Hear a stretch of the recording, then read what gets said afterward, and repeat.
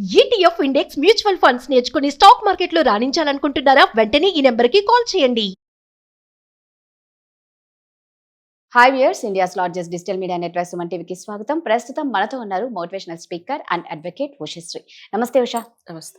So Usha, మనం నిన్న చూసుకుంటే భార్య శ్రీకాకుళంలో భర్తని అతి దారుణంగా చంపడం అంటే సినిమాలో కూడా అంతు చిక్కనివి ఈమె దగ్గర ఉందన్నమాట. ఒక ఆడది మర్డర్కి ప్లాన్ చేస్తే ఎంత భయంకరంగా స్క్రీన్ ప్లే కూడా పనికి రాకుండా సినిమా డైరెక్షన్లో ఈవిడ అంత చక్కగా స్క్రీన్ ప్లే చేయగలదా అనేంత అవాక్కయ్యేలాగా మర్డర్ చేయించింది. సో అంటే భర్తను చంపి యాక్సిడెంట్ లాగా క్రియేట్ చేసేసి తప్పించుకుందాం అనుకుంది. నాకు ఒకటే డౌట్, మీరు ఒక అడ్వకేట్గా చేసిన తప్పు ఎలాగైనా తెలిసిపోతుంది, చిన్నది కాదు కాబట్టి. మర్డర్, ఒక మనిషిని చంపడం, నువ్వు చంపిన దాన్ని యాక్సిడెంట్గా క్రియేట్ చేస్తే పోస్ట్ మార్టం అనేది ఖచ్చితంగా జరుగుతుంది. ఆ మాత్రం కూడా చంపనీకి ఉన్నంత తెలివితేటలు నెక్స్ట్ ఏమవుతుందని ఎందుకు వీళ్ళకు ఉండవు? ఒకటి రాదా, ఫస్ట్ మనం ఎందుకు చంపుతున్నారు అనేది మనం లాస్ట్ వీడియోలో కూడా మాట్లాడుకున్నాం. సరే, ఇప్పుడు మనం కామన్ సెన్స్ ద్వారా మాట్లాడుకుందాం. సో బేసిక్గా నేను కూడా ఇప్పుడు ఐఎమ్ ఆల్సో గోయింగ్ త్రూ, ఒక పర్సన్ ఉన్నాడు అనుకో, నాకే చాలా డాంటింగ్గా ఉంది ఈ ఫీలింగ్. అంటే నేను గో త్రూ అయిన తర్వాతే చెప్తాను, నా సంగతి తెలుసు కదా. సో చంపాల్సినంత వరకు ఎందుకు వస్తుంది అనేది కదా నీ క్వశ్చన్. నా ఫ్రెండ్ ఉన్నాడు, నేను నిన్న ఒక ఐఆర్ఎస్ ఆఫీసర్, ఒక ఐఏఎస్ ఆఫీసర్, ఇప్పుడు నేను యాజ్ అన్ అడ్వకేట్ నేను వెళ్ళాల్సి వస్తుంది, మాట్లాడాల్సి వస్తుంది, కేసుల గురించి డిస్కస్ చేయాల్సి వస్తుంది, లేట్ అవుతుంది. లేదా ఇప్పుడు నిన్న పెద్ద వర్షం పడింది, అనవసరంగా ఎందుకు మళ్ళీ ఈ టైంలో క్యాబులు బుక్ అవ్వలేదు, ఆ టైం నిన్న ఎంత పెద్ద వర్షం పడింది, క్యాబులు బుక్ అవ్వలేదు, so I need to stay back. It doesn't mean నేను వాళ్ళతో ఏదో చేస్తున్నాను అండ్ ఐఎమ్ అ ప్రొఫెషనల్. నేను తిని ఇంట్లో కూర్చొని నువ్వేదో నాకేమన్నా భర్త ఉన్నారా లేకపోతే ఇంకెవరు ఉన్నారా మనకేం పెట్టట్లేదు. అట్లీస్ట్ ఇక్కడ ఈ కన్సిడరేషన్ లో భర్త ఆయన అన్ని పెడుతున్నారు. అబ్బాయిలు మాట్లాడే మాటలు ఎట్లా ఉండే అంటే, అసలు వాడు మాట్లాడే పదజాలం కానీ అండ్ వాళ్ళతో పడుకున్నావు వీళ్ళతో పడుకున్నావు, నువ్వు ఎల్ అనే లాంగ్వేజ్ ఒకసారి అర్థమవుతుంది, 2 సార్లు అర్థమవుతుంది. అదే మన మీద కన్సర్న్ చూపిస్తున్నారో మన మీద ప్రేమ చూపిస్తున్నారో అనుకుంటాం మనం. ఓకే, ఈ టార్చర్ అదే భార్య అయితే ఏ లెవెల్కి వెళ్తుంది? నువ్వు 24 గంటలు ఇంట్లోనే ఉండాలి. ఇప్పుడు నేను సింగిల్ కాబట్టి నేను ఏదో బయటకు వెళ్ళో మాట్లాడో, ఫోన్ అంటే బ్లాక్ చేస్తా, I don't come to me, or నాతో వచ్చి నువ్వు సాయంత్రమో నైట్ పక్కన పడుకోవట్లేదు కదా. బయట ఉన్నప్పుడు ఏమవుతుంది, అది అంతవరకే డిస్కషన్ గా అవుతుంది. ఆ డిస్కషన్ కూడా నేను ఫోన్ కట్ చేసి బ్లాక్ చేస్తే వాట్సాప్ మెసేజ్ లో దారుణంగా నేను వినాల్సి వస్తుంది. And I was like, who the hell are you? అసలు నువ్వెవడివి నన్ను క్వశ్చన్ చేయడానికి? నేను నీ వెల్ విషరు, నీ ఫ్రెండ్, నువ్వు టైంకి ఇంటికి రాలేదు. ఐ నో నాకు డాష్ వాట్ ఎవర్ బీప్ లో 41 ఏళ్ళు నా జీవితంలో ఎలా ఉండాలి, ఏం చేయాలి, ఎవరితో ఎంతవరకు ఉండాలి నాకు తెలీదా? ఈ మగాళ్ళు కన్సర్న్ అనో ప్రేమనో బాధ్యత కలిగిన భర్తలన్న పేరులో ఒకసారి మనం కన్సిడర్ చేయాల్సింది, సుప్రీంకోర్టు వారు ఆదేశాలు ఇచ్చారు, ఎక్స్ట్రా మ్యారిటల్ అఫైర్స్ ని మీరు యాక్సెప్ట్ చేయండి, ఒకవేళ చేయలేని పరిస్థితుల్లో కేసుల వరకు రాకండి, మేమేం చేయలేము, మీరు సార్ట్అవుట్ చేసుకోండి అని చెప్పారు. మగాడి అసమర్థతో లేకపోతే మగవాడికి ఇష్టం ఉన్నా లేకపోయినా అమ్మాయిలు ఇవి చేస్తున్నారు. ఓకేనా, అబ్బాయిలు ఎంత బాగా చూసుకున్నా అమ్మాయిలు చేస్తున్నారు. నేను అమ్మాయిలు వెనకేసుకు రావట్లేదు. సో నెంబర్ ఆఫ్ రీజన్స్ ఉంటున్నాయి ఒక్కొక్క సినారియోలో. ఇప్పుడు నేను ప్రొఫెషనల్ అనుకో, పెళ్ళైపోయిన తర్వాత నేను ప్రొఫెషనల్ అనుకో, నేను రకరకాల పరిస్థితుల్లో ఉంటాను. మరి అలాంటప్పుడు నువ్వు నాకు రావాల్సిన అవసరాలన్నీ నువ్వు నాకు ఇస్తున్నావు అనుకో, చాలా మంది ఆడవాళ్ళు ఇంట్లో ఉండడానికి మొగ్గు చూపిస్తారు. నేనైతే నాకు సరైన భర్త దొరికాడు అనుకో, అసలు ఈ వ్యాపారాలు డబ్బుల కోసం ఊరందరి దగ్గరికి తిరిగి ఇప్పుడు ఈ ఇంటర్వ్యూలు కూడా మానేమంటాడు, పిచ్చి పిచ్చి థంబ్నెయిల్స్ పెడుతున్నారు, నేను నీ ఫ్రెండ్ని, నేను నీ వెల్ విషర్ని, ఇవన్నీ మానే. అసలు నువ్వెవడివి చెప్పడానికి ఫస్ట్ ఆఫ్ ఆల్ అని నేను అడుగుతా. బట్ అమ్మాయి అడగలేదు కదా భర్త కాబట్టి. సో అలాంటప్పుడు వాగ్వివాదాలకి దిగుతారు. ఈ ఎగ్జాంపుల్ నేను ఎందుకు, నాకే చాలా ఫ్రస్ట్రేషన్ ఉంది. పొద్దున్నుంచి నాకు అసలు ఎన్ని మెసేజ్లు, ఎన్ని కాల్స్, బ్లాక్ చేస్తే ఒక దూరంగా ఉండే వ్యక్తి మాట్లాడితేనే నాకు ఒక 24 hours లోనే ఇంత ఫ్రస్ట్రేషన్ ఉందంటే I can sense or I will, నాకు అర్థమవుతుంది. 24 గంటలు పక్కనుండే అబ్బాయి, మనం ఈ కేసులో చూసుకుంటే వాగ్వివాదాలకి దిగారు, గొడవలు అవుతున్నాయి, తెలిసింది. I was talking to my friend also. ఈ కేసులన్నీ ఇప్పుడు నేను దీని గురించే నేను వీడియోస్ లో మీ టాపిక్స్ అన్ని చూపిసి, తను చాలా ఇంటెలెక్చువల్ అండ్ ఎన్నో కోట్లు అంటే డిపార్ట్మెంట్ లో వాళ్ళు డబ్బులు ఇవన్నీ ట్రాన్సాక్షన్ అప్పుడు ఇంటెలెక్చువల్ పీపుల్ ని కలుస్తారు. రియాలిటీ ఏంటని మాట్లాడుతుంటే he told me very clearly, ఇది చాలా చాలా చాలా ఫ్రీక్వెంట్ గా చావులు ఇవన్నీ జరుగుతున్నాయి, వై డూ యూ థింక్ అంటే చాలా అమేజింగ్ ఇన్పుట్స్ చెప్పాడు. ఉషా చూడు, తన పక్కనే ఉన్నాడు, టెక్స్ట్ చేస్తున్నాడు, చూడు నువ్వే ఇంత టార్చర్ అనిపిస్తున్నావు. Example was very very keen to the point. నువ్వే ఒక బయట వ్యక్తి, నీకు తెలియని వ్యక్తి, అసలు నీకు ఎమోషనల్ గా, పోనీ అతను నీకు ఏమేస్తుందంటే ఎమోషనల్ గా కానీ, ఇంటలెక్చువల్ గా కానీ, ఫైనాన్షియల్ గా కానీ, స్పిరిచువల్ గా కానీ, ఫిజికల్ గా కానీ ఏమీ సపోర్ట్ లేదు. ఆల్ హి సేస్ ఇస్ నేను నీకు వెల్ విషరు, నేను నీకు మంచి కోరతాను, నువ్వు మంచిగా చదువుకో, మంచిగా లా చెయ్యి, ఎవరితో మాట్లాడద్దు, ఎవరితో తిరగద్దు, ఎవరితో చేయొద్దు. ఓకే, ఎవరితో మాట్లాడద్దు, ఎవరితో తిరగద్దు, ఎవరితో చేయొద్దు అంటే నా నెలకు తిరిగితే నా ఖర్చులు ఇవన్నీ ఎవరు చూసుకుంటారు? I am a professional which is different from being a girl. ఈ అమ్మాయిలు కూడా భర్తలు చేతుల్లో టార్చర్ ఎంత అనుభవిస్తే, నాకు అసలు తను చెప్తుంటే నువ్వు ఇదే చూడ నీకు రేపటి వరకు ఈ హాంటింగ్ ఉంటది అంటే నేను అనుకున్నా అట్లెందుకు ఉంటది అని. It was literally there. నాకు చచ్చిపోవాలనిపించింది ముందు ఆ టార్చర్. ఆ మాటలు ఎలా ఉన్నాయి తెలుసా, ఆడది మరి ఎన్ని పడుతుంది కదా. Right, okay. నేను ఎందుకు మధ్యలో ఇన్వాల్వ్ అవుతున్నా అంటే, చెప్పు. నీ గురించి నువ్వు చెప్పినప్పుడు ఓకే, నీకేంటి, నువ్వు ఏ తప్పు చెయ్యలేదు, బట్ ఇక్కడ ఆల్రెడీ వీళ్ళ హస్బెండ్ అన్నీ చూసినప్పుడు ఎందుకు భర్త గమ్మగా ఉంటాడు ఉషా? బ్యూటిఫుల్ థింగ్ కదా కదా, తప్పేంటి రాధా? అంటే ఆగు ఆగు ఆగు. ఇప్పుడు మనం సొసైటీలో జెన్ జీస్ లో ఉన్నాం. నేను తప్పనట్ల యాజ్ అ ట్రెడిషనల్ చుప్పనాథ్ అమ్మాయి నేను కనుక పెళ్లి చేసుకుంటే భర్త ఉండగా ఇంకో మగాడితో చచ్చినా ఉండను. వాడు చంపేని, తిట్టని, కొట్టని అలాంటి సంస్కృతిలో మనం ఉన్నామా లేదా? ఖచ్చితంగా. ఎట్టి పరిస్థితుల్లో భర్త అసమర్థుడైనా, కుష్టివాడైనా, రోగిష్టివాడైనా తలపైన పెట్టుకొని వాడి కోరిక తీర్చిన సావిత్రి సంస్కృతిలో మనం పుట్టాము. మనం ఇప్పుడు ఇంకా గాజులు అలాంటి భార్యలా చక్కగా ఉన్నారు, చంపట్లేదు, విచ్చలవిడి స్వతంత్రం ఇచ్చి నువ్వు తప్పు చేస్తున్నావు అంటే చంపేయడం. మనం ఇక్కడ కన్సిడర్ చేసుకోవాల్సింది ఒక్క కోవకి చెందిన ఆడవాళ్ళు. మనం ఇక్కడ అందరు ఆడవాళ్ళ గురించి, అందరు ఆడవాళ్ళ గురించి కాదు. ఇప్పుడు నేను ఏ కోవ గురించి చెప్తున్నానంటే, నేనైనా ట్రెడిషనల్ గానే ఉంటా. ఇప్పుడు ఇదే పర్సన్ నేను పెళ్లి చేసుకున్నాను అనుకో, వాళ్ళ దగ్గరికి ఐఆర్ఎస్ ఆఫీసర్ల దగ్గరికి, ఐపీఎస్ ఆఫీసర్ల దగ్గరికి వెళ్ళాల్సిన అవసరం ఏముంది? నాకు ఇది ఉంది, ప్రాబ్లం ఉంది, అదేదో హ్యాండిల్ చేయండి. నువ్వు చేసే మగాళ్ళలో ఉంటే నువ్వు చేయలేకపోతే నేనే వెళ్ళి చేసుకోవాలి. సో ఇక్కడ ప్రాబ్లమ్ వీఆర్ టాకింగ్ అబౌట్ కొంత పర్సంటేజ్, ఒక 5 to 10% ఆఫ్ అమ్మాయిలు. వీళ్ళని మనం ఆపలేము, ఓకేనా? వీళ్ళ కామవాంఛలు, వీళ్ళకి పెళ్ళైనా, పిల్లలున్నా, పిల్లల్ని కూడా చంపేసి వెళ్ళిపోయిన ఆడవాళ్ళ కోవ గురించి మాట్లాడుతున్నాను నేను. సో వీళ్ళని తప్పు పట్టాల్సిందే. అండ్ వీళ్ళకి కోరిక ఆగదు, వాళ్ళ ఇష్టానుసారం ఉంటారు. మనం జనరలైజ్ చేసి మాట్లాడలేదు. ఈ కోవకు చెందిన ఆడవాళ్ళ పరిస్థితి, వాళ్ళ గురించి మాట్లాడుతున్నా. ఇప్పుడు నేను అనుకో సప్రెస్ అవుతా, బట్ నేను అది కూడా ఎందుకు చేశారని అనాలిసిస్ చేస్తున్నాను as an social activist and psychologist. దానికి కూడా అది ఆడదిగా, నువ్వు నాకు ఏది తీరుస్తున్నావో తీర్చట్లేదో, నువ్వు తీర్చి నాకు ఇంకోటి మీద మనసు ఉంది, నేను వెళ్తున్నాను. అండ్ ఒక్కసారి కాదు, 2 సార్లు కాదు, రిపీటెడ్ గా నేను నీతో ఉండలేక అతనితో ఉండాలనుకుంటున్నాను. అలాంటప్పుడు క్వశ్చన్ చేశారనుకో, క్వశ్చన్ తాగట్లేదు నాకు. ఈ రోజు నేను పడ్డ టార్చర్ అసలు ఈడెవడ అసలు అడగడానికి, భర్త అయినా ఈడెవడ నన్ను అడగడానికి అనే సిచ్యువేషన్కి వచ్చేయచ్చు. 24 గంటలు ఎంత టార్చర్ ఉంటుందో తెలుసా రాదా? ఒక ఇష్టం లేని మనిషితో ఉండాలి, పిల్లలు ఉంటారు, సంసారం చేయాలి, మళ్ళీ ఇంకో మనిషితో హ్యాండిల్ చేయాలి. అండ్ ఇర్రెస్పెక్ట్ ఆఫ్ వాట్ ఈ టార్చర్ టర్మాయిల్, ఇది రీజన్ మాత్రమే, నేను వెనకేసుకు రావట్లేదు. సో దీన్ని చంపే వరకు ఎందుకు వెళ్తున్నారంటే, ఇదొక నాకు ఈ రోజు జరిగిన అనుభవాన్ని 1,00,000 కోట్ల రెట్లు మనం ఫాస్ట్ ఫార్వర్డ్ చేస్తే అమ్మాయి సిచ్యువేషన్. ఇప్పుడు ఈ అమ్మాయిలో సినిమాటిక్ గా, అంటే ఒక రోజు ఇచ్చిన పిల్స్ సరిపోతే మళ్ళీ ఇచ్చిన పిల్స్.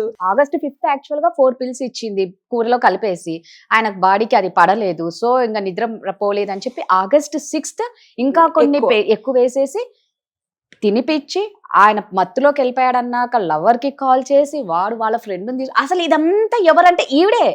మొత్తం story, screen play, direction, everything వాళ్ళకి ఇష్టం లేకపోయినా మొండిగా చేయించి.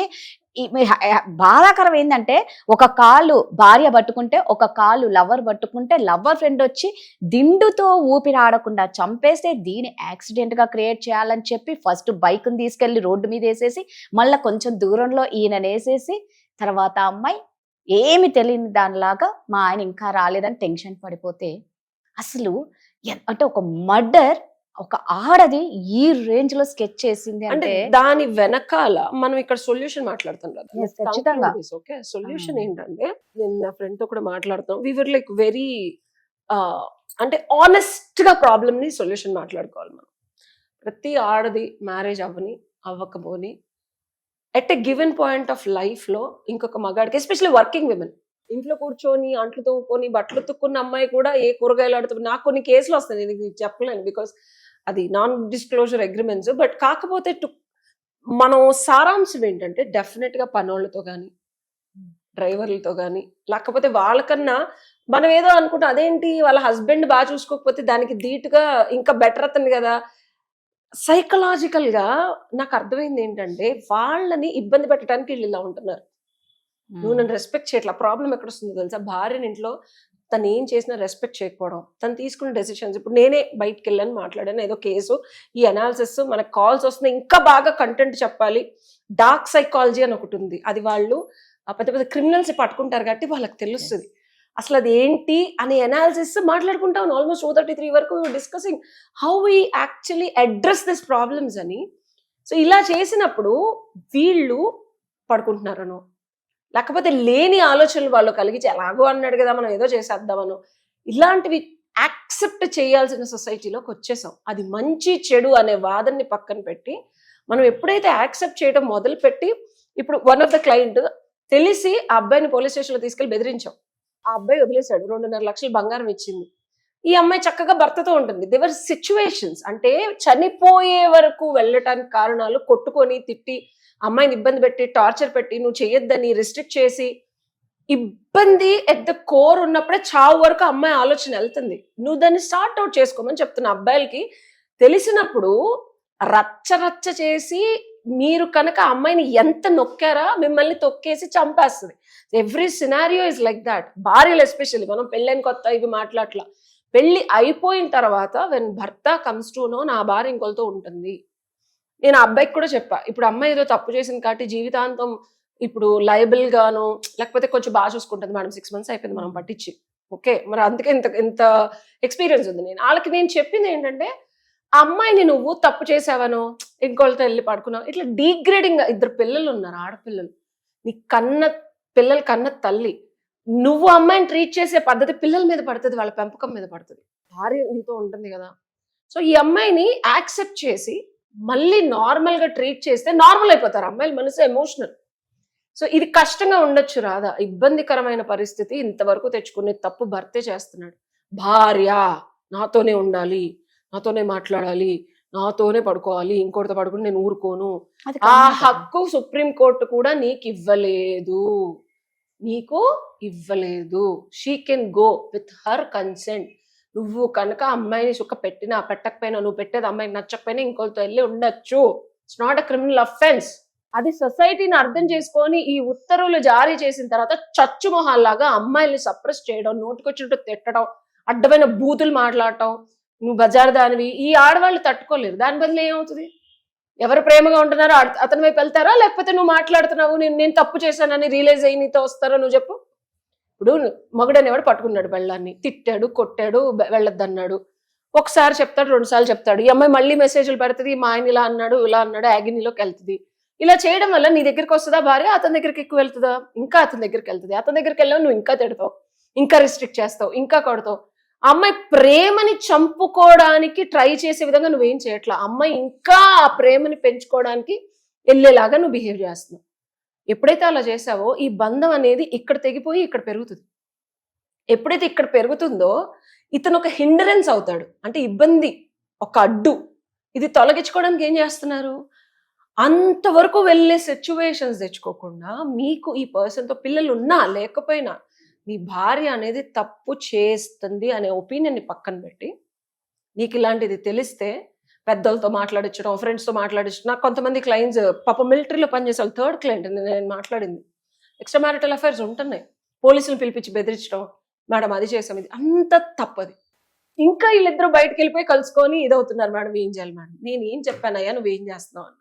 వాడిది ఒక్కసారి డిసైడ్ అయితే రాదా, చావేంటి, చావులు కూడా ఆగట్లేదు. అట్లాంటిది నీకు నువ్వు ఏం కొని తెచ్చుకుంటున్నావు, సావధానంగా కూర్చొని పిల్లల్ని కన్నావంటే ఎంతో కొంత సంసారం చేస్తున్నామో, ఆమె ప్రేమని గెలుచుకున్నావు, మనసుని గెలుచుకున్నావు కదా, ఎక్కడ వెళ్ళిపోతుంది. ప్రేమతోనే నెగ్గాలి రాధా. భర్త కాబట్టి తప్పు చేస్తున్నావు, నువ్వది అంటం వల్ల చచ్చిపోతారు అంతే.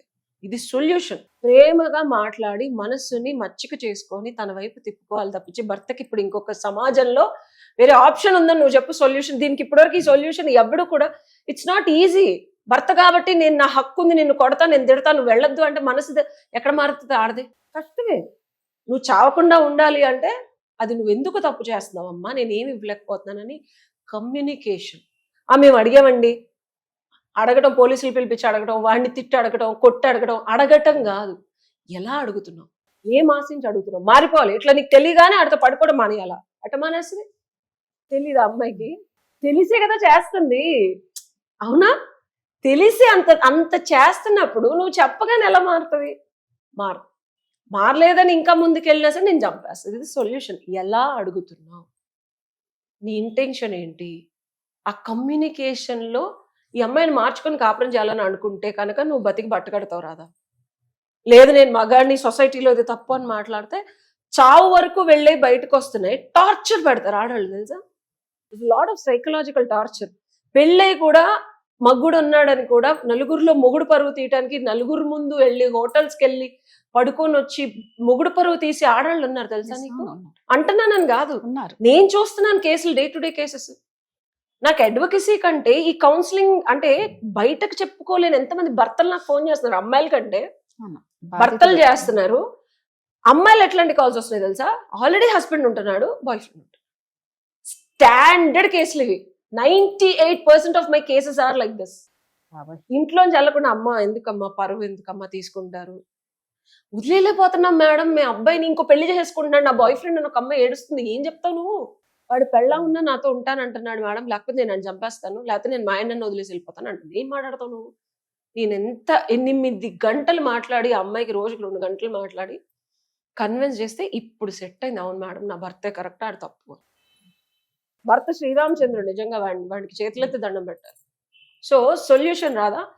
కమ్యూనికేట్. ఇప్పుడు నేను కన్విన్స్ చేసి వాళ్ళు మార్చగలుగుతున్నానంటే మీరు కూడా కన్విన్స్ చేసి మార్చగలరు. నేను ఇది చేసి చెప్తున్నాను. 100% ఆడది ఎమోషనల్ బీయింగ్. మళ్ళీ చెప్తున్నాను, నువ్వు కనుక మచ్చిక చేసుకొని దానికి కావాల్సిన ఏదన్నా ఇచ్చి నీ టైం ఇచ్చి అన్నీ ఇస్తే మచ్చిక అవుతారు, చావుల వరకు వెళ్ళరు. ఎక్స్ట్రా మ్యారిటల్ అఫైర్స్ పోగొట్టుకోవాలి అంటే కమ్యూనికేషన్ ఈజ్ ద కీ. మీ వల్ల చేత కాకపోతే నా దగ్గర తీసుకుని నేను మాట్లాడతాను. అంతకుమించి నేను ఏం చేయలేను. బికాస్ మనం వేరే విధంగా మాట్లాడతాం. మనం వాళ్ళకి అపాయం కలుగుతుంది అన్న ఆలోచన ఉండదు. వాళ్ళకి ఎంతసేపు ఆ ఉద్రేకం ఉంటుంది చూసావా, ఆ ఎమోషన్ ని మనం తీసేయాలి. అది ఆపోజిట్ పర్సన్ ఉంటే ఇంకా పెరుగుతుంది, కొట్టుకుంటారు. సో మనం స్లోగా ఎమోషన్ తీసేసినప్పుడు రియాలిటీలోకి వస్తారు ఆడవాళ్ళు. అప్పుడు అర్థమవుతుంది. ఆ ఎమోషన్ ఉన్నంతసేపు ఎవడేం చేయలేడు. నిజంగా ఈ కాలంలో చాలా బాధేస్తుంది. అన్యాయంగా అమ్మాయికి భర్తలు అయితే బలి అవుతున్నారు. ఈ టాపిక్ అసలు మాట్లాడాలన్నా ముందు నాకేదో చాలా ఎమోషనల్ గా అవుతున్నా. వాట్ ఎవర్, ఆడవాళ్ళు ఇలాంటి ఆడవాళ్ళను మాత్రం వదిలించుకోవడమే బెటర్. ఇలాంటి భర్తలు వీళ్ళని కన్విన్స్ చేసినా కూడా ఈ రోజు కాదు రేపైనా చంపేస్తారు. ఒక్కసారి చంపాలి అని ఆడది మైండ్ లో పెట్టుకుంటే నాకు అర్థమైంది ఏంటంటే చంపేస్తుంది. అంటే ఇలాంటి ఆడవాళ్ళండి, నేను అందరు ఆడవాళ్ళని అనట్లేదు. ఆ సెగ్మెంటెడ్ అంతే.